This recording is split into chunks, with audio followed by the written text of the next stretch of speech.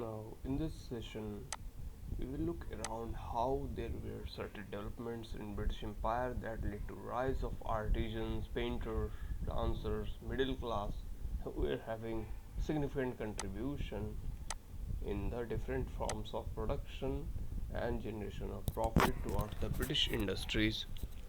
So there were certain industries in which their people started living, increased their form of production and working in their nearby industries. So they were started migrating to urban areas. So what we see the process of migration. Further, we also realize the life in urban areas and factories were tougher in terms of social and economic reasons. It was categorized under status and class, in which village people were not feel inclusive. All castes were same and they felt that their culture was getting encoded. For example, Madras have coffee, indigo, and spices, famously export items from India. And we also saw that Bombay was the first establishment as a price capital counter for trading. Remember this fact that Bombay was gifted as a dowry to the King Charles of Britain, and Calcutta jute mill established was very famous. So keep this fact in mind. Now we see the role of cities of that period. How cities became a center of manufacturing and export. Cities become a places of convergence of raw materials and facilities in terms of factories, transportation, banking, and other such services which facilitate these kind of things. Further, coastal areas and coastal cities like Mumbai, Kolkata, Chennai were favorably as they were primary goods. So, raw materials that were taken out of the village and tribal areas were taken to these coastal cities where large number of production units were installed and manufactured goods were produced in very cheap price and they were also imported. Colonial cities were also a prime link between economic and court centers in Britain and periphery which leads to margins in the colonized India. So, cities which have the concrete expression of global capitalism such as Bombay and Madras, Calcutta were planned and redeveloped. So these were planned cities during 90s phase, and there was India's raw cotton which was shipped through these cities across the world. So include this point in your main answer writing. Now when you see urbanization in the colonial period which leads to decline to urban centers and led to emergence of new colonial cities also. So Kolkata was one of the first such city. Remember, first urban center in India was Kolkata. Second was Mumbai or Bombay of that period. So cities emerged as a trading post and for defensive purpose for the military engagement. So military as a security measure to prevent from war. For example, French army were always proactive towards Britishers, even the pirates were attacking. So for that, military installations were made in the port cities of Calcutta, Mumbai, and Madras. Then we see that urbanization impacted the entire colony in a different way. Urbanization leads the shift of rural population to the urban areas in phenomena called as migration. So which leads to decrease in the proportion of people living in the rural areas So people in terms of employment and opportunity came to the cities area, which know somehow that after getting those job and those opportunity, there will be less discrimination, there will be purchasing price parity, there will be equal wages, there will be opportunity for growth and development in their family, there will be better medical condition, there will be good life and opportunity. So therefore migration started from rural areas to the cities areas of Calcutta and Mumbai. We also see rise of big industries which leads to economic change and transformation from agrarian society to an industrial society. Okay, big industries also started growing, textile industries, railway plants, shipping manufacturing companies, this all started growing. Now, in a data, you see there is a graph that shows the population of selected metropolitan cities in urban agglomeration. In 1951, there was 100 billion population, 100 million population living around the cities of 125 millions, rising to 1961 it was again nearby 100 million. In 1971 it crosses 125. 1981 again 150 million population. Is data keep on rising because India do not confine to its population policy which was made by Indira Gandhi ji, and later we saw 350 million population, and in present scenario friends it is around 140 billion people inside India. So in year 2023 India is the first at population of a country. So this is how demographic transition took place after independence. Now let us discuss some of the important production and export items during British period. We saw the tea plantation emerge to be one of the greatest export item in terms of plantation agriculture. For Britishers know that this kind of items are consumed heavily in the European cities, therefore they monopolized the tea trade in areas of Assam in which there was ideal tea plantation. Darjeeling tea was quite famous, which you all know. Over their houses you also see Darjeeling tea is very smelly and very nice in taste. So in areas of Bihar, Bengal, Assam, it was large production, and due to this, a disadvantage comes in Assam that there was low population. Therefore, people from Bihar, Maharashtra, and Madhya Pradesh were taken as bonded laborers to work in the plantation fields by the Britishers. Okay, now, when you see the life of laborers, it was very pathetic in nature. They were heavily exploited, they were worked under hard weather conditions, even in rainfall. They were made to work, they get diseased, they were having malaria, typhoid, and due to which they died somehow in the plantation work.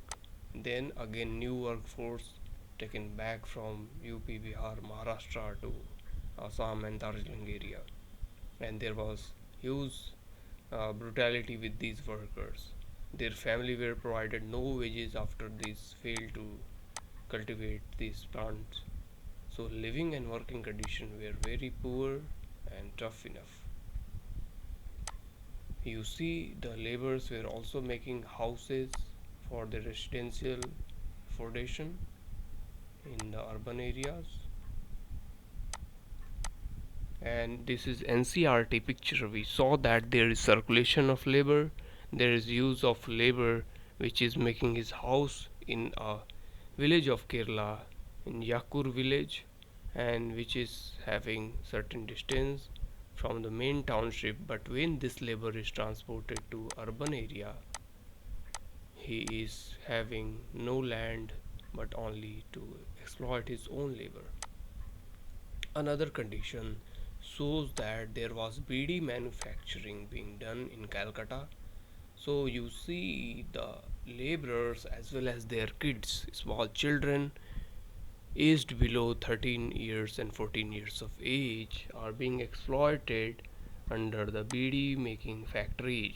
And what is that? There are just dried leaves with the tobacco inside, and they are being bundled to make a BD. So the graph shows that many of such children become cancer ridden in their childhood when they form such kind of BD bundles in their houses to sell to the factories to earn their livelihood, and this become a health threat. So a government data published in your NCRT book shows that on an average to 18 days a year these children are employed in the BD making. They earn around 23,000 per annum, and it draws around 11.5% of workers annually, around 15,000, and the people around 1,000 BDs being made by each house, and one among every five children died out of cancer. 82% workers responded to the shorter tobacco supply, and 95% women suffer from bronchitis, lung cancer, and such weak position of their body health. So keep this data in your mind. Now, wage problem has been visualized by you people that low wages and exploitation was being done by Britishers. So many people were being punished when they asked for increase in their salary. Even one paisa or two paisa increase leads to brutality and death. They tried to run away and they were killed. Many plantation workers were the bonded laborers. They were being exploited. If they die, their children will continue to work inside their field as bonded labor of that industry. An industry was privately and publicly owned. So either plantation owners or planters, and management was done by employing managers. Keep it in mind. Now you see life of working class in this picture. A priest is doing worship, a weaver is weaving a cloth, a teacher is teaching the students in a school, and there are some postmen sending the post office telegram, and there is a cobbler doing some pottery work. There is goldsmiths, jacksmiths, and there is a barber who is taking off the hairs of a person. This kind of activities were part of a village economy in a traditional society.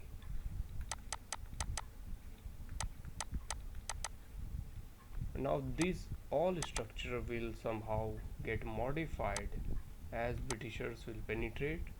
We also see the work of flower cultivation for temple worship. So flower were hugely cultivated in different areas of Bengal, Bihar, Odisha, Andhra Pradesh, and so another challenge which was sought during the British period was rise of coal mines and gold mines, in which there was death of miners reported. So during the time running were 54 trapped inside the mines of Dhanbad, Jharkhand, and in Dhanbad, Jaduguda, and such areas you saw many a time people died during the mining period. They were heavily exploited, and Bharat Coking Coal Company was formed by Government of India to look into the contractual work with the laborers. Still, they do not get the exact wage by the contractor. See how it happened. Some contract is passed by the government through BCCL, then the Coal India Limited or BCCL is providing the contract to the contractor. Now contractor is hiring 50 laborers to work in the mine, and during the digging of mine in Dhanbad area, many of laborers will die suffocating inside the mine. Even many mines are full of water inside.